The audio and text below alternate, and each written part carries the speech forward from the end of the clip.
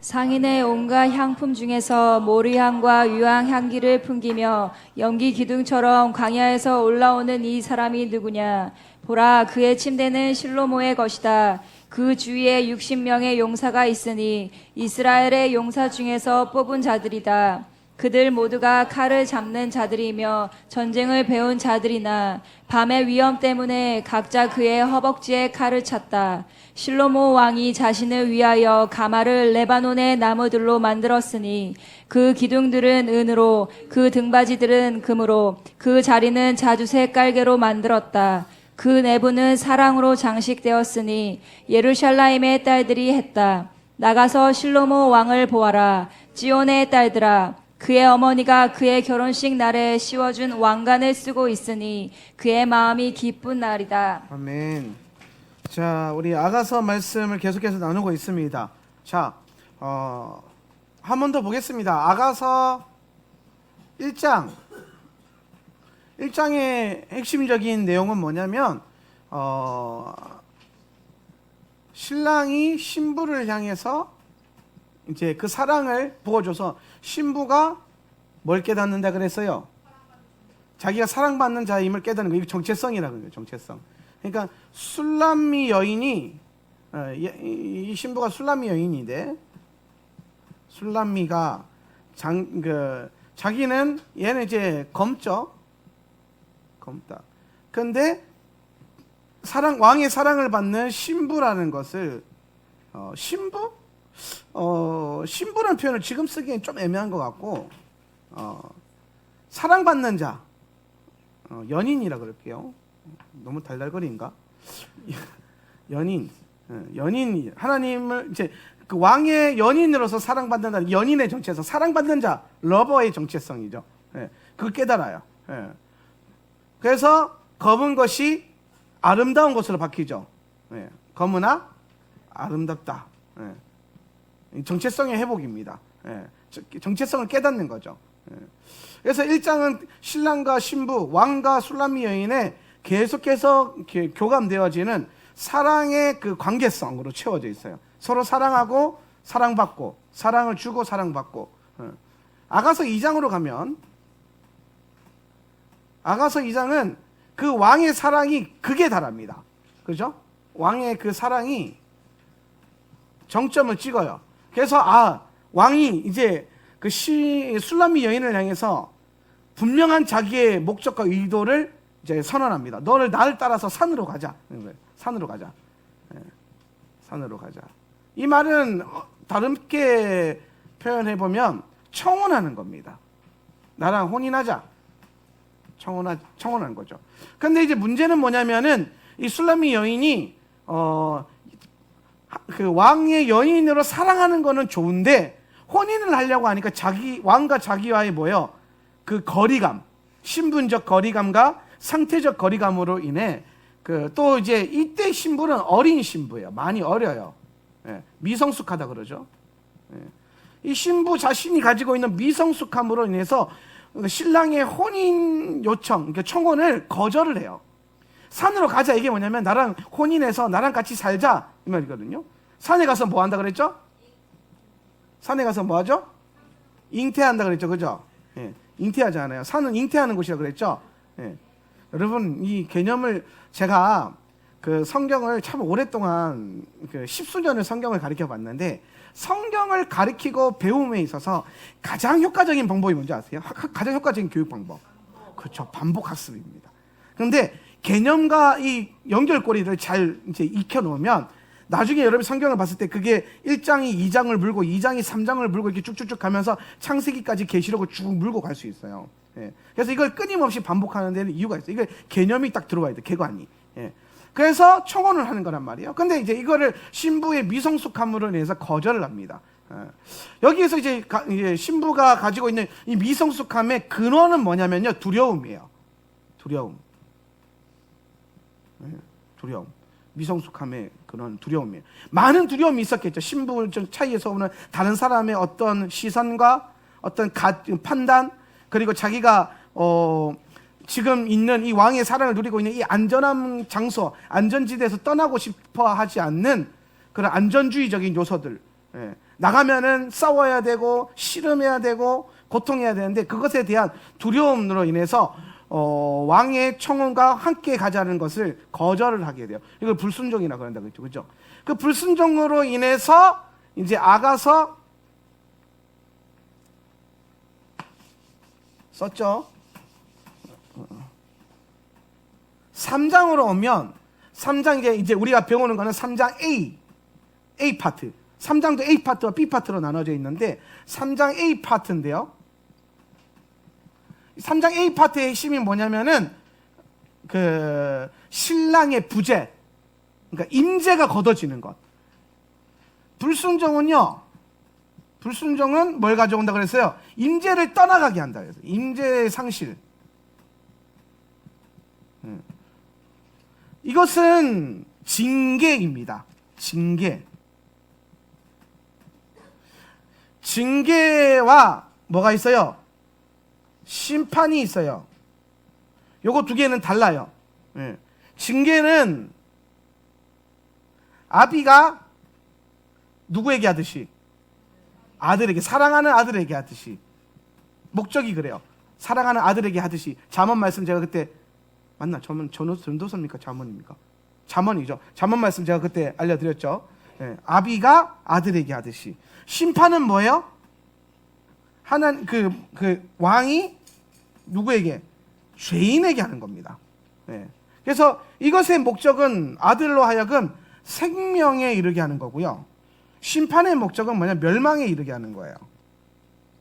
멸망.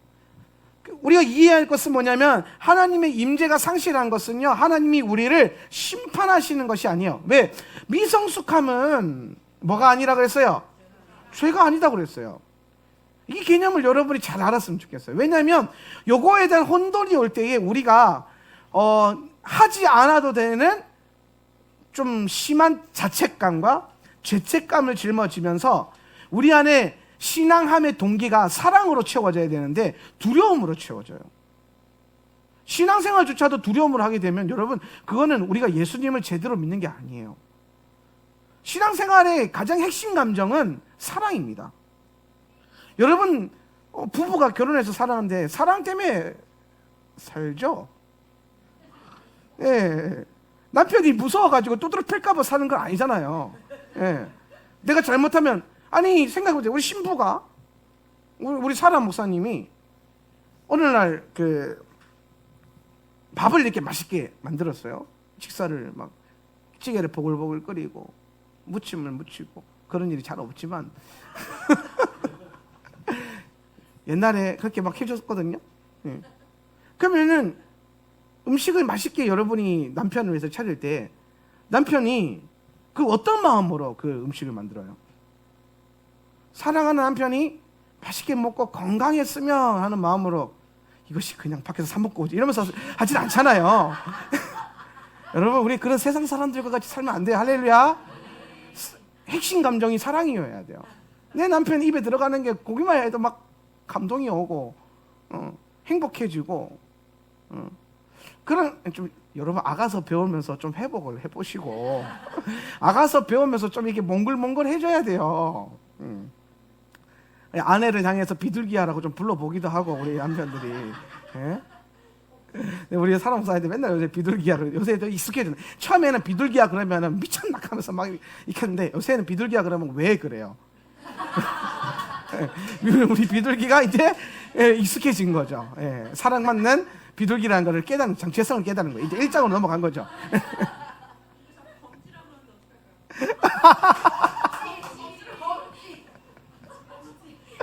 자, 비둘기만 하세요. 나머지는 책임 못 집니다. 자, 그런데 우리가 그 음식을 준비할 때 남편이 혹시나 이걸 먹고 맛이 없다가 상을 들어 엎으면 어떡할까, 막 두드러 패면 어떡할까, 그런 공포감을 가지고 막 덜덜덜 떨면서 음식을 준비하는 신부는 없어요. 그렇죠? 안 그런가요? 안 그래요. 그런 사람 없어요.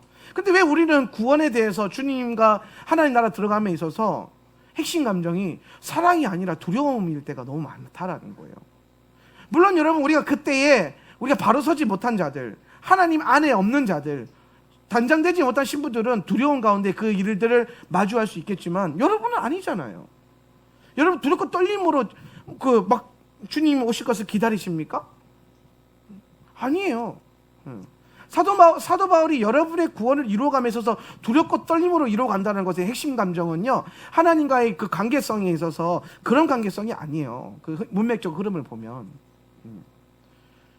전체적으로 성경이, 예수님이 우리를 통해서 말씀하시는 이 마지막 때의 그리스도의 신부의 영을 가진 자가 주님 앞에 섰을 때 가져오는 핵심 감정은 두려움이 아니라 사랑이어야 해요. 그러니까 이 미성숙함을 죄로 가져가서 너무 강하게 자기 자신을 엄격하게 다루다 보니까 이상한 율법주의적인 것들이 일어나기도 해요. 율법주의적인 것. 그래서 저는 여러분 이 율법주의적인 것들이 되게 거룩해 보이지만 사실은 좀 미성숙해 보여요. 깨달은 사람들은 알아요. 너무 율법주의적으로 하는 게 어느 정도 넘어서고 나면요, 아직 미성숙한 거라는 거예요. 사랑이 모든 것을 덮는다는 개념이 죄를 방종하고 그냥 허용하는 개념이 아니에요. 내가 너무 사랑하기 때문에 내가 죄를 지었던 그 자체가 굉장히 괴로울 수밖에 없는, 그러나 그 사랑 안에서 더 아름답게 회복될 수밖에 없는 이 놀라운 신비의 영역 안에서 주님을 사랑하는 것을 경험할 수 있어야 돼요. 오늘 다시 본문으로 돌아와가지고 우리가 아가서를 배움에 있어서 하나님의 임재가 상실되고 떠나가는 것, 이 3장 A 파트에서 일어나는 이 부분은 징계지 심판이 아니다라는 거예요. 그럼 징계는 목적이 있어요. 뭐냐면은 아비가 아들을 훈육하는 것. 아비가 아들을 주로 훈육을 어떻게 하는지 아십니까? 성경에서 매를 대요. 성경에 보면 어미는 매를 안 대요. 아니, 현실 세계는 달라요. 현실 세계는 어미가 매를 많이 대야 돼요. 근데 물론 그렇게 말하면 좀 그런가? 성경에 보면 표현적으로 보면은 유대인들도 그렇게 가르치는데 자녀가 태어나면 엄마들은 무릎 학교라 그러죠. 무릎 학교에 딱 앉혀놓고 젖을 먹이고 그 보호하고 자라게 하는데 애를 써요. 근데 이제 성인식이 다 가까워지고 되게 그 다음부터 넘어서게 되면은 이제 초등 교사도 붙지만은 이제 그 다음부터 훈육과 교육의 주권이 아버지에게로 넘어가요. 그 다음부터는 이제 아버지가 뭘 행하냐면요, 그 매로 이제 아들들을 다스려요. 그래서 이제 사실 이제 그 잠언서에서 아비가 아들에게 하듯이 징계한다는 개념은 뭐냐면은 때로는 뭐예요? 매를 대면서까지, 때로는 하나님이 우리를 사랑하시기 때문에 치시면서 우리의 뭘 보존하기를 원하신다? 생명을 보존하기를 원하신다. 근데 이게 그러니까 너 죄졌어, 일로 와! 그 목적으로 두드려 패는 게 아니라 이 아들을 더 생명 가운데 들어가게 하기 위해서 징계하시는 부분들이 있는데, 오늘 그게 아가서에서는 뭐로 나타났냐면요, 주님의 임재가 떠나가는 것으로 나타난 거예요. 임재의 상실. 한번 상상해 보세요. 하나님의 임재가 떠나가는 것이 여러분에게 마치 아비가 아들에게 회초리를 대는 것 같은 고통으로 다가오십니까? 저는 되게 심각하게 다가올 것 같아요. 항상 특히 우리 교회 같은 경우는 아마 이게 굉장히 심각하게 다가올 거예요. 왜냐하면은 우리는 예배 중심적인, 임재 중심의 예배를 풀어내는 교회다 보니까 저희 교회를 예배를 점검함에 있어서 핵심 가치는 딱 하나밖에 없어요. 성령의 임재가 있느냐 없느냐 이것만 봐요. 뭐 예배팀의 음악이 좋으냐, 설교자가 설교를 잘하냐, 예배자들이 훈련이 잘 되냐, 그거는 두 번째 문제. 문제가 없다는 건 아니에요. 그것도 문제긴 한데 그거는 두 번째 문제고, 가장 핵심적인 것은 뭘 살펴야 되냐면 오늘 우리가 예배하는데 하나님의 임재가 얼마나 강하게 역사하는가는 거, 성령님이 얼마나 충만하게 내게 역사하고 계시는 거. 예배만 그럴까요? 하울란 세터처치 성도들의 삶을 살아갈 때 그 삶의 가치도 마찬가지요. 내가 오늘 얼마나 평안하고 행복하게 보냈는가가 아니라 내가 오늘 얼마나 성령 충만하게 보냈는가를 한번 점검해 볼 필요가 있지 않나. 매 순간 나는 성령을 떠나보내지 않고 성령님을 붙들고 있는가. 오늘 이 신부는 왕이 술라미 여인에게 이제 나와 함께 가자, 이제 나랑 계속 같이 살자, 나랑 온전히 연합하자, 이런 요청인데 신부가 이걸 거절해요. 그랬더니 신랑은 떠나갈 수밖에 없어요. 왜? 불순종했으니까. 그리고 떠나가는 목적이 있다고 그랬어요. 뭐냐면은 요 목적이 첫 번째는 우리를 가르치시기 위해서, 교육하시기 위해서. 이거 훈계라 그랬어요. 훈계. 두 번째 목적은 뭐냐면 임재의 필요성을 분명하게 알려주기 위해서. 임재의 필요성. 임재가 상실되어 본 사람들은 임재가 얼마나 귀하다는 것을 알게 됩니다. 이게 비슷한 예가 될 수 있을지 모르겠는데 제가 고등학교 1학년 때 방언을 받았어요. 고등학교 1학년 때 방언을 받았는데 그때 저희 교회는 뭐 방언을 그렇게 탁월하게 쳐주지 않는 뭐 그런 교회였습니다. 뭐 방언하는 게 너무 중요하다 이런 게 가르치지 않는 말씀 중심을 많이 가르치는 그런 교회였어요. 그러다 보니까 제가 방언을 받고 방언을 하는데도 기도하면 랄랄랄랄라 막 방언이 막 되는데 속으로 생각한 거죠. 이게 무슨 기도인가? 라고 하는 악한 생각을 하게 된 거죠. 그래서 제가 성령님이 방언을 막 기도하면은 여러분 방언이 의도적으로 되지만은 내 의도와 상관없이 될 때도 있잖아요. 혹시 그거 경험해 보시죠? 막 나는 방언하고 싶지 않은데 저절로 막 방언이 될 때가 있잖아요. 성령님이 시키시는 거잖아요. 다 아시죠? 네, 성령님이 강권적으로. 근데 어느 날 제가 그 성령의 강권하시는 역사를 해방을 했어요. 방언하기 싫어가지고. 방언하지 말고 좀 멋있게 세련되게 기도하고 싶은 거예요. 막 거룩하시고 무소부재하시고 전능하시고 막 그러면서 막 멋있게 선포하고 싶고 막 그런 게 있어서 방언을 안 하려고 했어요. 그랬더니 놀라운 일이 하나 벌어졌어요. 뭐냐면 성령께서 방언을 걷어가셨어요. 한 1년 정도였던 것 같아요. 1년이라는 시간 동안 방언이 딱 멈춰진 거예요. 한 반년은 방언이 드디어 없어졌다. 그래서 좋았어요. 반년은. 근데 반년 좋았는데 이제 그 방언은 없어졌는데 뭐가 안 없어졌냐면은 기도 열심히 하시는 우리 어머니는 항상 저와 함께 하셨거든요. 저희 어머니의 목적은 저를 오랫동안 기도시키는 게 목적입니다. 1시간, 2시간. 방언이 없는 상태에서 여러분 1시간, 2시간 기도해 보신 적 있으십니까? 열방을 기도해도 10분이면 끝나요. 참 놀랍더라고요. 아는 사람이라면 아는 사람 다 끌고 와서 기도했는데 10분이 안 넘어가더라고요. 그 다음부터는 이제 1시간 50분을 버텨야 되는 거죠. 너무 괴로웠어요. 그러다가 내 옆에 내 동생이 기도하는데 입만 열면 방언이 나오니까 너무 열심히 막 울면서 때로는 이상하게 웃으면서 막 그래서 방언을 2시간을 막 기도하고 막 오늘 기도 좀 된다 막 그러고 그러는 거예요. 놀랍다. 방언이 저런 능력이 있구나. 알았으면은 참 우리가 감사하게 사용했을 텐데 몰랐으니까 아무도 알려주지 않았으니까. 그래서 제가 방언이 떠나가는 걸 경험하고 한 1년 후에 다시 방언을 달라고 기도했습니다. 하나님 앞에 하나님 죄송합니다. 내가 큰 실수를 한 것 같습니다. 혹시 할 수 있을 말이 있거든. 방언을 다시 한번 주시면 열심히 방언으로 기도하겠습니다. 그러고 기도하기 시작한 지 5초 만에 방언이 다시 열렸어요. 제가 항상 말씀하잖아요. 우리 열정보다 하나님의 열정이 더 커요. 주님은 1년 동안 기다리시는 거예요. 내가 그 방언에 대한 간절함과 필요성을 알고 기도하도록 기다리시는 거죠. 이게 미성숙한 신부를 대하는 주님의 방법이에요. 교회 안에서 저는 교우들이 그런 방법들 안에서 좀 그 미성숙한 성도들을 기도함으로 기다려줄 줄 알고 사랑함으로 기다려줄 수 있는 교회가 되었으면 좋겠어요. 우리 모두가 다 성숙한 상태일 수는 없어요. 지금 여러분이 어느 정도 자랐다라고 할 수는 있지만은 여러분 뒤에 오는 여러분 후배들은 다를 수 있죠. 그들은 이 교회의 가치를 모를 수도 있고 토라에 대한 중요성을 모를 수도 있고 왜 주일만 예배하지 매일같이 예배를 나와야 되는지 모를 수 있습니다. 그런 분들 향해서 너는 왜 그것도 못하냐? 왜 안 되냐?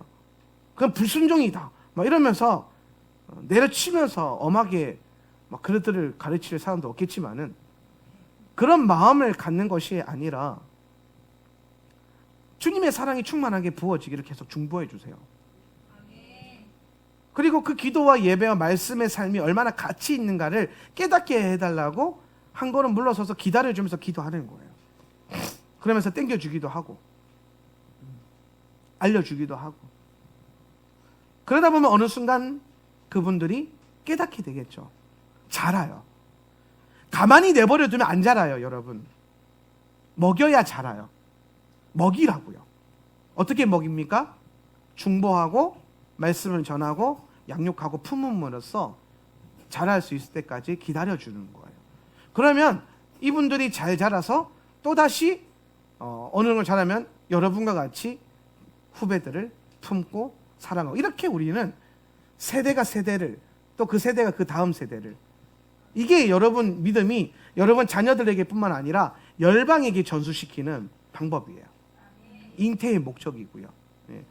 그렇게 함으로써 우리는 주님의 온전한 사랑을 깨달아야 되는데, 이 아가서 3장 A파트에서는 이 불순종으로 인해서 왕이 떠나가는, 잠에서 깼는데 침대에서 일어났는데 내 침대에 왕이 없는 거예요. 그래서 신부는 왕이 초청했던 산보다 더 험난한 길을 가기 시작하는 거예요. 광장으로, 거리로 더 많은 적대자들과 더 많은 회방꾼들이 있고 또 더 많은 위험에 노출되면서까지 그 왕을 찾아 떠납니다. 예. 그리고 그렇게 왕의 얼굴을 구했더니 얼마 지나지 않아 왕을 발견하죠. 예. 하나님은 잠시 잠깐 여러분을 가르치시고 훈계하기 위해서 주님의 임재와 어떠함을 거둬가실지라도 여러분이 회개하고 다시 돌이켜서 주님의 얼굴을 찾기 시작하면 그분은 여러분이 원하는 것보다 더 빠른 속도로, 아마 5G 이상의 속도로 여러분에게 그 얼굴을 나타내실 것입니다. 그래서 오늘 이 3장 A파트에 보니까 그 신랑을 찾은 신부가 어떻게 합니까? 4절, 내가 그들을, 시작, 내가 그들을 지나치자마자 내 영혼이 사랑하는 이를 발견하고 내가 그를 붙잡고 놓치지 않았다. 내가 그를 내 어머니의 집, 그녀가 나를 임신했던 방으로 데려오기까지. 자, 그 신랑을 발견한, 왕을 발견한 술람미 여인은 왕과 함께 하는 것이 그 어떤 안전한 장소와 그 어떤 충만한 것들을 누리는 것보다 더 행복하다는 걸 깨달은 거예요. 내가 여기가 안전지대인 줄 알았는데 그 안전지대인 이유가 환경의 문제가 아니라는 걸 깨달은 거예요. 왕이 나와 함께 하셨기 때문에 내가 안전했고, 하나님이 나와 함께 하셨기 때문에 내가 하나님 나라를 누렸다는 것을 깨달은 거죠. 예. 여러분, 하울란 세터 처치를 다니고 이 교회에서 예배하는 것이 좋은 이유는 주님이 여러분과 함께 하시기 때문이지 이 교회가 좋아서는 아니에요. 사람들이 좋아서가 아니라고요. 목사님이 좋아서는 더더욱 아니겠죠. 더 좋은 목사님들은 많으니까, 더 인격적이고 더 성품적으로 목소리도 좋고, 뭐 얼굴은 잘 모르겠지만 뭐 더 키가 크고 잘난 분들 많습니다. 예. 그러나 우리가 이 공동체를 사랑하고 우리가 이 공동체에서 예배하는 걸 원하는 이유는 이 공동체 안에 함께하는 예수님, 주님의 임재, 그리고 무엇보다도 이 공동체 멤버들 하나하나가 그 임재를 놓치지 않게 해서 죽도록 애쓴다는 것. 주님의 말씀 앞에 순종하기 위해서, 정말 말씀 앞에 순종하기 위해서 정말 애쓰면서 좋은 교회 만들어 보겠다고 뭉쳐 있는 것. 그렇게 하기 때문에 임재가 부어지는 것. 그것 때문에 우리는 이 교회는 다닐만한 교회인 거예요, 사실. 얼마나 좋습니까? 시대가 점점 사람들이 교회를 외면하고 성도들조차도 교회 안에 연합되는 것을 외면하는 이 시대에 여러분, 저와 여러분이 정말 더 죽도록 힘쓰고 애써서 예수님이 원하시는 좋은 교회 만들어야 돼요. 주님의 임재가 끊어지지 않는 그런 임재가 충만하고 임재 중심적인 교회를 이루어야 합니다. 우리는 더 높은 차원의 임재를 풀어내야 되지 더 낮은 차원으로 내려가서는 안 돼요. 그것이 사람들을 더 많이 품기 위해서, 뭐 교회가 더 커지기 위해서가 되면 안 돼요. 우리는 예수님을 더 품어야 돼요. 예수님을 더 원하는 거죠. 그러면 이 교회는 계속해서 다닐 만한 교회가 되는 거예요. 그랬으면 좋겠어요. 진짜가 뭔지를 알고, 무엇을 구해야 될지를 알고, 왜 교회 다니는지를 알고, 왜 왼수 같은 김지사랑 아득바득 부딪히면서 그래도 한 몸을 이뤄보겠다고, 분명히 김지사가 잘못했는데 나를 내려놓고 나를 버리고 나를 비우고 그렇게 하는 이유가 뭐냐? 주님의 임재를 내게서 거두지 않기 위해서. 그래서 그 가치를 알았던 신부는 이제 신랑을 만나자마자 저분과 함께 하는 게 그게 핵심이다. 그게 진짜다. 깨닫고 딱 잡고 놓지 않았다. 붙잡고 놓치지 않았다. 그리고 어디로 데려갑니까? 어머니의 집으로 데려가죠. 어머니의 집으로 데려갔던 건 뭘 의미한다고 그랬어요? 그렇죠. 혼인을 이루어감에 있어서 어머니의 역할이 굉장히 주도적이기 때문에 이 어머니 집으로 데려갔다는 건 뭐냐면 이제 신부가 2장에서 거절했던 왕의 청혼을 수락하겠다는 뜻이에요. 그리고 그 다음에 보니까 그녀가 나를 임신했던 방으로 데려오기까지. 지금 이제 자신이 잉태되었던 방으로 왕과 데려가서 들어갔단 말이에요. 이 말은 뭐냐면 내가 이제 당신의 아들을 잉태하는 신부가 되겠습니다라고 결단한 거예요. 혼인하기로 결단했다 이 말이에요. 왕과 함께 혼인하기로. 그러니까 그 다음부터 6절에서 11절은요. 이게 3장 B 파트인데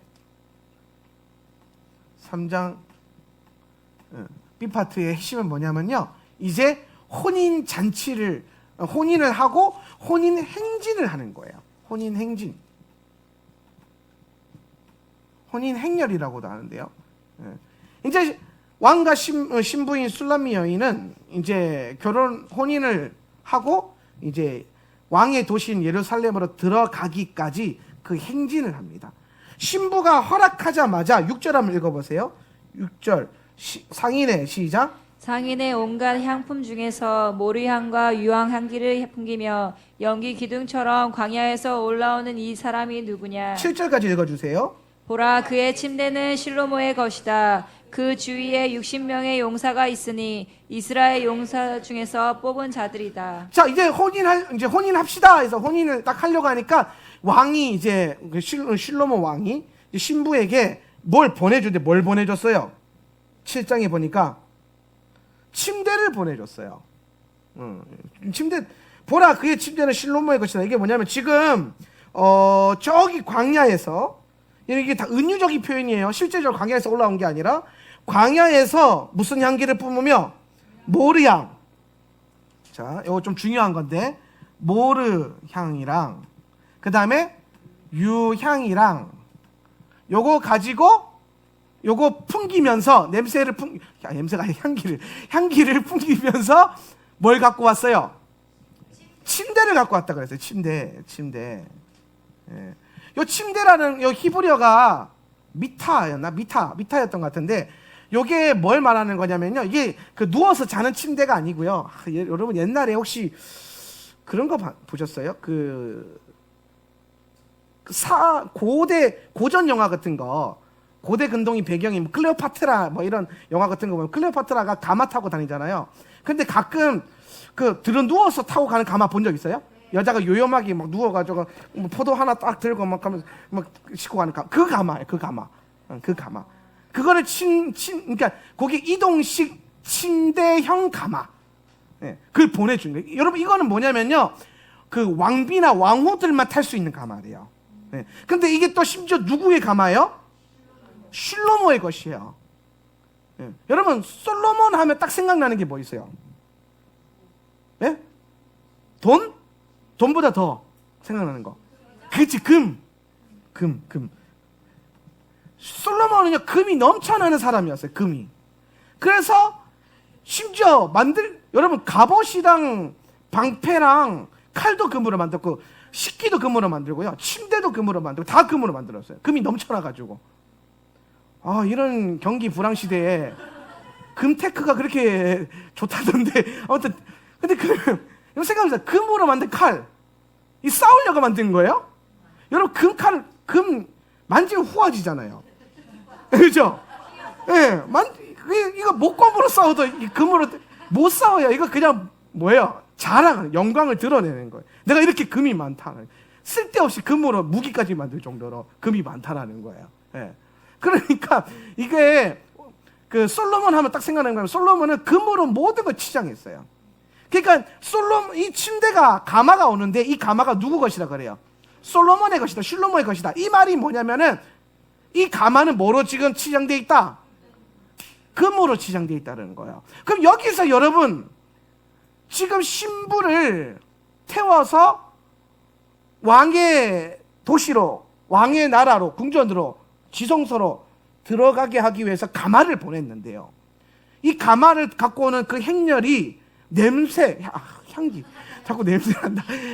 죄송합니다. 향기를 풍기는데 무슨 향기를 품어요? 모르 유향을 품어요. 여러분, 모르는 모략을 말하는 거예요. 모약, 유향, 금 하면 떠오르는 거. 그렇지. 예수님. 지금 요 분위기가 예수님이 이 땅에 오셨을 때에 동방박사들이 가져갔던 그 예물이죠. 그죠? 요 세 가지 예물이 연합돼서 뭘 떠올려야 돼요? 예수님을 떠올려야 되고, 이게 지금 뭐예요? 이 행렬과 이 향기와 이 모든 흐름들이 뭘 상징하는? 예수님을 상징하는 거예요. 지금 이들이 풍기는 이 행진 가운데 풍겨나는 모든 향기는 예수님의 향기예요. 예수와의 향기. 예수와의 향기. 지금 신부는 예수와의 향기로 둘러싸여서 들어가는 거예요. 근데 여기에 잠깐 중요한 것, 예수와의 향기를 어떻게 일으키는가 했을 때 성경에 또 그 답이 있는 게 뭐냐면 6절 자세히 보면은 이렇게 되어 있어요. 상인의 온갖 향품 중에서 모르향과 유향향기를 풍기며 뭐처럼? 연기 기둥처럼. 여기서 연기 기둥. 자, 연기 기둥 하면 딱 떠올려야 되는 것도 뭐 떠올려야 돼요? 그쵸? 구름 기둥. 구름 기둥은 뭘 상징하죠? 주님의 임재. 근데 여기 임재인데, 근데 구름이라고 하지 않고 연기라고 했단 말이야. 연기. 요거 다분히 의도가 있다 없다? 있다. 그럼 연기하면 떠오르는 게 뭐예요? 분향단. 그렇지. 그렇죠. 와, 야, 역시 우리 교회는 설교할 만 한다. 어디 가서 이거 설교하면 물어보면은 그걸 알면 내가 여기 있겠나 이러면서. 분향단. 여러분, 그럼 분향단, 연기 기둥은 지금 분향단에서 올라오는 이 연기를 말하는 거예요. 여러분, 사실 제가 좀 미리 말씀드리면 3장 6절에서 11절 전체의 신부의 이 혼인 행진은요, 다 성소의 행진과 연결되어 있어요. 다 성막의 이야기로, 상징으로 채워져 있어요. 뭘로? 제가 하나씩 풀어드릴게요. 분향단, 그러면 연기 기둥이죠. 임재를 나타내는 거예요. 그러면 요 연기 기둥은 뭘 상징해요? 분향단의 연기 뭐예요? 그렇지, 성도의 기도라. 기도. 예. 그럼 여러분, 오늘날 그리스도의 마지막 때 그리스도의 신부들은 주님의 그 혼인 예식 가운데서, 우리 지금 혼인 예식 안에 있단 말이에요. 우리는 다 혼인 예식 안에서 그 주님의 도시로 혼인하기 위해서 들어갈 때에, 우리가 들어가고 있잖아요. 이 들어감에 있어서 가장 먼저 앞세워야 되고 가장 먼저 우리 안에 흘러나와야 되는 향기는 예수님의 향기와 임재의 향기인데, 그걸 가능하게 하는 게 뭐냐면요, 성도와 신부의 기도라는 거예요. 기도. 그래서 예수님께서 오셔가지고 그 헤롯의 성전을 보시고, 왜 내 성전을 강도의 소굴과 시장터 바닥처럼 이렇게 만들어놨냐, 다 엎어버리면서 뭐예요? 내 집은 만민이 기도하는 집이 돼야 된다는 거예요. 기도의 집. 그래서 이 시대에 기도의 집들이 일어날 수밖에 없는 이유가 뭐냐면, 지금 주의 신부들은 기도로 그 향기를 드러내고 이 가마에 올라타야 되거든요. 주님이 지금 기도의 집이라는 가마를 보내주시는 거예요. 예수님의 몸된 그 향기를 함께 품어내면서 이걸 보내줘. 여기에 올라타야 되는 거예요. 기도의 집 흐름 안에 있고, 기도의 집을 다니고 있고, 기도의 집을 알고 심지어 기도하는 신부들은 이 가마에 올라타고 있는 거예요.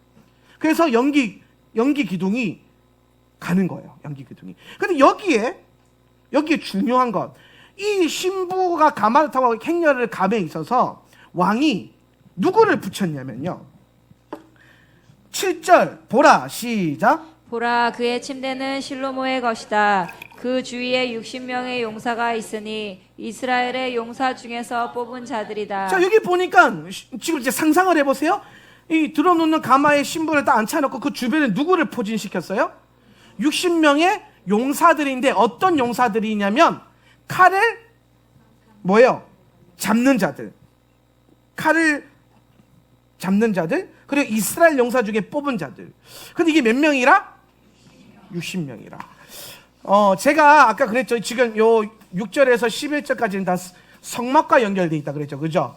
여러분, 성막에 울타리를 치죠, 그죠? 성막의 울타리는 뭐 하는 거예요? 성소와 지성소를 보호하는 역할을 하죠, 그죠? 예. 그러니까 이 울타리가 이게 보호하는 거란 말이에요. 지금 신부의 가마가 요거예요, 요거. 신랑과 신부의 가마가 요거란 말이에요. 성소와 지성소. 그럼 그걸 주변에 지키고 있는 게 뭐예요? 울타리인데, 이 울타리의 기둥이 몇 개인 줄 아세요? 60개. 녹기둥이 60개예요. 지금 이 신부의 가마, 신부와 신랑의 이 행진 가마를 둘러싸고 있는 용사들이 몇 명? 60명이에요. 60명. 그럼 여러분, 이거는 지금 이 60명은 마치 성막에서 성소를 보호하듯이 지금 신부와 신랑의 이 가마를 보호하고 있는 주님의 초자연적인 보호하심. 왜 이 보호가 신부에게 필요하냐? 오늘 이 용사들이 특징이 나와 있는데요. 첫 번째 보니까 이 사람들이 뭐 하는 사람이라 그랬어요? 칼 잡는 사람이다. 요 기둥들이 첫 번째가 칼 잡는 사람이다. 칼 뭘 상징해요? 말씀. 그렇죠. 칼 잡는 사람들이고요. 이 사람들은 뭐예요? 전쟁을 배운 자들이다. 전쟁을 배웠다는 건 뭐예요? 싸울 줄 안다. 싸움의 기술을 익힌 자들. 싸움의 기술 익혔다. 전쟁할 줄 안다는 거예요. 전쟁할 줄 아는 자. 그리고 뭐예요? 밤의 위험 때문에 이들을 배치시켰다. 신부는 뭘 통과하냐면은 어두운 밤을 통과하게 돼 있다는 거예요. 밤의 위험이 와요. 오늘 이 신부된 교회가 마지막 때 주님의 그 신부단장과 함께 걸어갈 때에 시대가 점점 어두워지는 것을 예표하고 있는 거예요.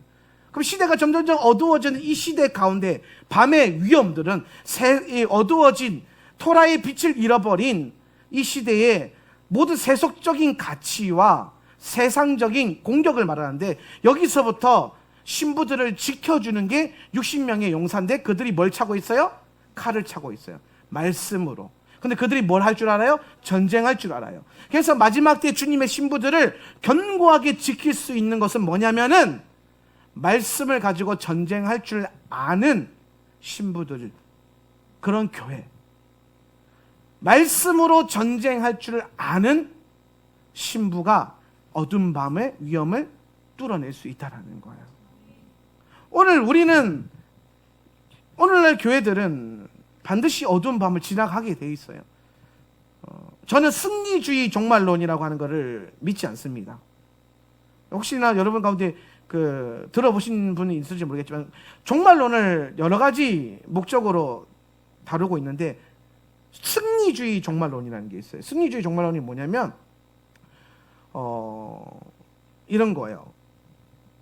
주님 성령께서 우리와 함께 하시기 때문에 우리는 앞으로 더 잘 될 수밖에 없다. 세상은 더 나아질 것이다. 이미 천년왕국이 왔기 때문에 우리가 이 세상에서 왕노릇할 수 있다. 이런 가치를 이제 가르치고 설파하는 그 종말론을 다루는 분들이 있어요. 뭐 그들 나름대로 그분들의 어떤 그 관점과 생각으로 다루겠지만은 세상이 점점 좋아진다. 더 좋아질 것이다. 더 거룩해질 것이다.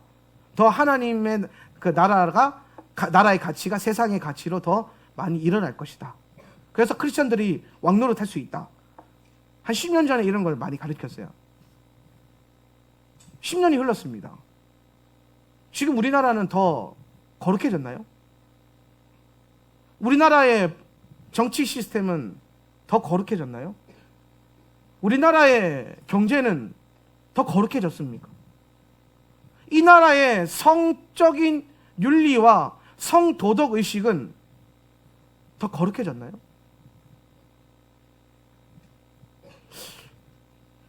일단은 기본적으로 간통법 폐지됐고요. 사실상 낙태가 합법화됐고요. 끊임없이 동성애법과 학생인권조례법을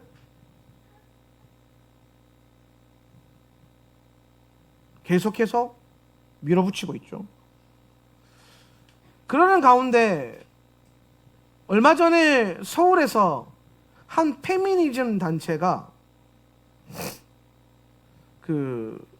저 깜짝 놀랐는데 청소년들 대상으로 무슨 강연 같은 걸 모으는데 뭘 했냐면은 나는 그 타이틀이 그랬어요. 그 이화여대 무슨 뭐 교수 뭐 단체 연합해서 청소년들은 뭐 그 강연하는 건데 나는 섹스하는 청소년입니다. 타이틀을 걸어서 청소년들을 모아서 성을 어떻게 즐기는가, 너의 성적 욕구가 건강하다, 그거를 너는 사용할 수 있다, 거기에 대해서 부담감을 갖거나 죄책감을 가질 필요가 없다, 이런 말도 안 되는 이론을 가르치고. 근데 그거 다 보니까 다 페미니즘 단체들이고 공부 잘하는 애들. 예전에는 감히 입으로 꺼내질 수도 없던 말들이요, 지금은 인권과 지성이라는 이름 앞에서 이거를 모르면 마치 비이성적인 반지성적인 사람으로 매도하면서 무엇이 지성인지도 모르고 그런 세속화되어 있는 이 시대가 이전 세대보다 더 나아졌다? 저는 동의할 수가 없어요. 시대는 점점 더 악해져 가요. 점점 악해지는 것 같아요. 그러면서 우리는 거룩한 신부들은 하나님의 말씀의 가치를 알고 특별히 토라의 기준을 잡아서 살려고 하는 이 신부들은 맞닥뜨리기 더 힘들고 어두운 밤과 같은 시대를 지나고 있는 게 현실이에요. 그게 현실이라고요. 지금 여러분 우리는 밤을 지나고 있어요. 그럼 이때에 우리는 많은 공격과 많은 위험에 사실 노출되어 있을 수도 있습니다.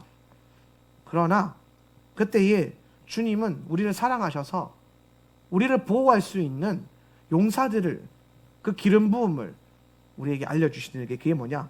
말씀의 능력. 말씀을 특별히 어떻게 전쟁하는 것으로, 말씀을 가지고 싸울 줄 아는 기술.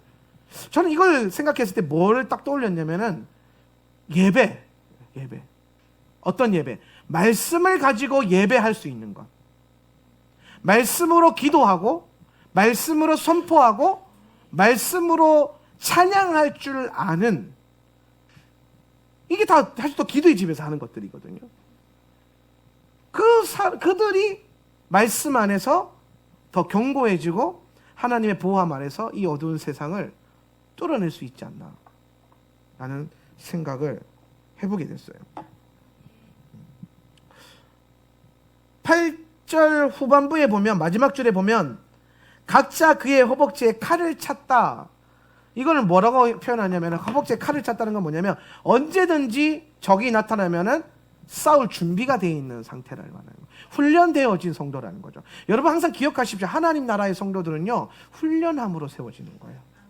훈련 없이 하나님 나라의 용사로, 하나님 나라의 그 사람, 능력 있는 성도로 세워지진 않아요. 그래서 우리는 훈련한다라는 개념을 사실 굉장히 기뻐함으로 받아들여야 되고 당연하듯이 생각해야 돼요. 훈련 없이 가만히, 제가 여러분을 그냥 가만히 내버려 둔다고 해서 여러분이 저절로 그리스도의 신부가 되고 저절로 자라는 게 아니에요. 때로는 쪼우기도 하고, 때로는 좀 풀어주기도 하고, 때로는 좀 가감하게 먹이기도 하고, 때로는 부드럽게 먹이기도 하며, 그럼 수많은 훈련들을 계속해서 거치는 것을 통해서 우리는 점점 강해지는 거예요. 말씀을 들을 때에 있어서 계속해서 이것들을 반복해서 듣고 듣다 보니까 어느 순간에 깨달아지면서 내 삶에 어떤 문제가 생겼을 때 그 토라의 말씀이 떠올라서 그것들을 이겨내게 만들고 뚫어내게 만들고, 내 자아를 컨트롤하고, 아니 내 자아를 완전히 죽여버리고 내 안에 그리스도가 사시는 것을 담대하게 그 향기로 드러낼 수 있는 가마에 올라탄 신부. 오늘 그 신부는 훈련을 통해서 되어지는 겁니다. 오늘 주님의 교회 주변에 그런 말씀으로 싸우는 용사들로 채워져야 돼요. 오늘 저와 여러분이 말씀으로 싸울 줄 아는 60명의 용사들이 되어야 되고, 그렇게 헌신되어진 60명의 그 용사들이 주님의 몸된 교회를 더 견고하게 만들 것입니다. 네. 그리고 나서 이제 9절에 보니까 실로모 왕이 읽습니다. 실로모 왕이 시작. 실로모 왕이 자신을 위하여 가마를 레바논의 나무들로 만들었으니 그 다음 쭉 읽어보세요. 10절 시작. 그 기둥들은 은으로 그 등받이는 금으로 그 자리는 자두색 깔개로 만들었다. 그 내부는 사랑으로 장식되었으니 예루살렘의 딸들이 했다. 자, 지금 이제 솔로몬 왕이 자신을 위하여 또 가마를 만들었는데요. 레바논의 나무로 만들었어요. 레바논의 나무. 레바논의 나무는요, 뭘 상징하냐면은 성경에서 가장 좋은 최상급의 나무를 표현할 때 레바논의 백향목 혹은 레바논의 나무라고 표현을 합니다. 예. 그리고 그 가마를 만들 때 이건 솔로몬 가마예요. 솔로몬의 가마인데 지금 여러분 이제 어떤 거냐면요. 상상을 이렇게 하셔야 돼요. 그 혼인 예식 안에서 일어나는 행진이잖아요. 그죠? 물론 이 본문을 여러 명 다양하게 보는 분들이 많은데 가장 성경의 흐름과 그 합리적으로 봤을 때 어떤 모습을 떠올려야 되냐면 일단 신부의 가마가 이렇게 있고요. 침대형 가마. 이 주변에 이제 60명들이 있죠. 예, 예.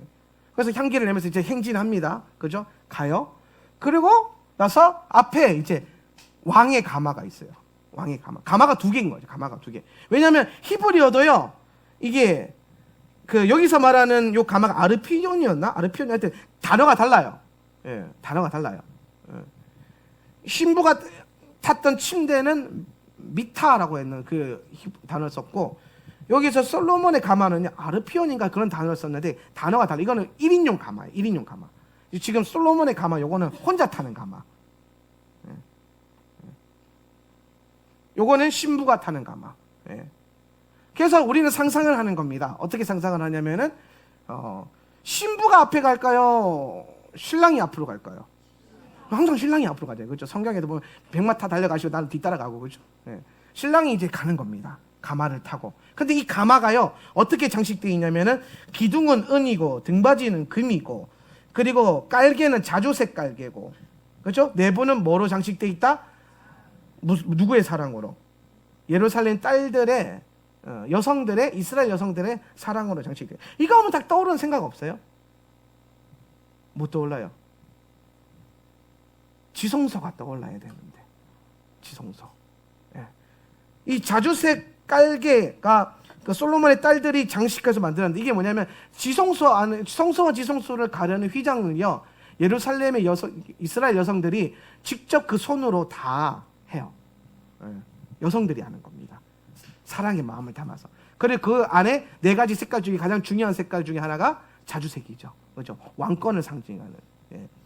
그리고 금으로 되어 있고 예. 고리나 여러 가지 뭐 기둥을 바치는 그런 은으로 되어 있고 이걸 볼 때 이거는 지금 왕이 지금 타고 가는 가마는 뭘 상징하냐면 이거는 지성소를 예표하는 거다. 지성소. 예.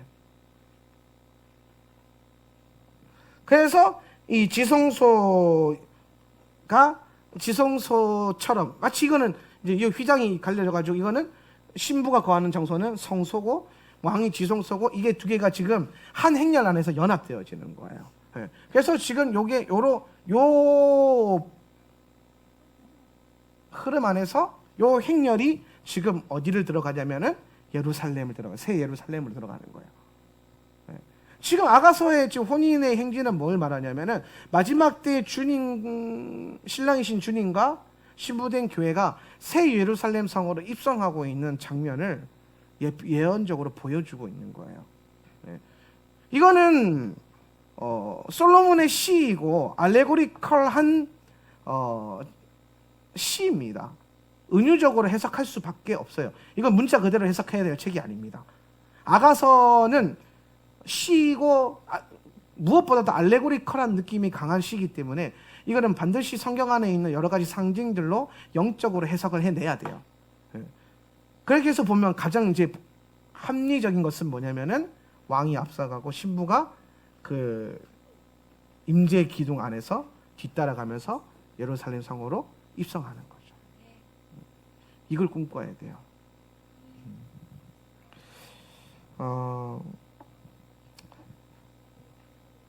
저는 이 행렬이요, 교회의 비전이라고 생각을 해요. 우리 교회의 비전. 그래서 우리가 앞서가는 게 아니고요, 항상 우리는 성령님과 예수님을 앞세워야 돼요. 언제 더 깨어 있어야 되냐면요, 우리 교회가 지금보다 더 커지고 더 사람들 눈에 봤을 때 잘 되었다라고 보여지는 그런 때가 오잖아요. 그죠? 사람들, 우리는 그렇게 인정 안 해도 사람들이 보기에 그런 때가 와요. 반드시 옵니다. 교회가 잘 되는 열매를 먹는 때가 와요. 안 오지 않습니다. 그런데 그때 우리는 더 이 포메이션을 항상 기억해야 돼요. 왜냐하면 사람들은, 교회는, 특히 그때 가면 여러분이 저를 위해서 기도를 많이 해주셔야 되는 게, 목회자들은 안 될 때는 어쩔 수 없어서 기도해요. 약할 때는. 누구나 그래요. 연약할 때는 기도합니다. 근데 잘 될 때는요, 잘 기도 안 해요. 그래서 항상 변질되거나 실수하거나 넘어져요. 저는 하울란 세터 처치는, 우리는 잘 될 때 더 성령님을 앞세워가고, 우리는 겸손히 뒤에서 따라갈 수 있는, 순종할 수 있는 신부가 되어야 하지 않나. 항상 이 그림을 떠올렸으면 좋겠어요. 그렇게 해서 우리는 새 예루살렘 성 들어갑시다. 그렇게 들어가는 거예요. 내가 할 수 있다고 해서 하는 게 아니고요, 우리가 할 수 있어서 하는 게 아니라, 할 수 있지만 주님이 하시도록 뒤로 물러설 줄 알고 과감하게 내려놓을 수 있고 과감하게 포기할 수 있는 그런 성숙한 교회가 되었으면 좋겠습니다. 오늘 주님이 당신의 신부를 미성숙한 상태에 내버려 두지 않고 자라게 하셔서 혼인하시고 오늘 당신의 성으로 데려가는 그 그림을 보여주셨어요. 오늘 저와 여러분이 이 말씀을 볼 때마다 우리가 들어가게 될, 주님과 함께 들어가게 될 새 예루살렘을 꿈꿨으면 좋겠어요. 기억하십시오. 우리는 기도함으로 들어가야 돼요. 우리 안에서 흘러나오는 그리스도의 향기는 기도의 향기예요. 여러분이 임재 안에서 기도하면 기도할수록 여러분의 삶에 자연스럽게 그리스도의 향기가 발산되기 시작할 것입니다. 그러면 주님께서 당신의 가장 큰 영광으로 우리를 가마에 태워가지고 들어가는 거예요. 아멘. 할렐루야. 가마 타는 교회 됩시다. 뒤에서 졸졸졸 따라가는 교회 말고 이왕이면 가마 타고 들어가는 교회 될 수 있기를 주님의 이름으로 축원합니다. 기도할까요? 우리 말씀 한번 생각하시면서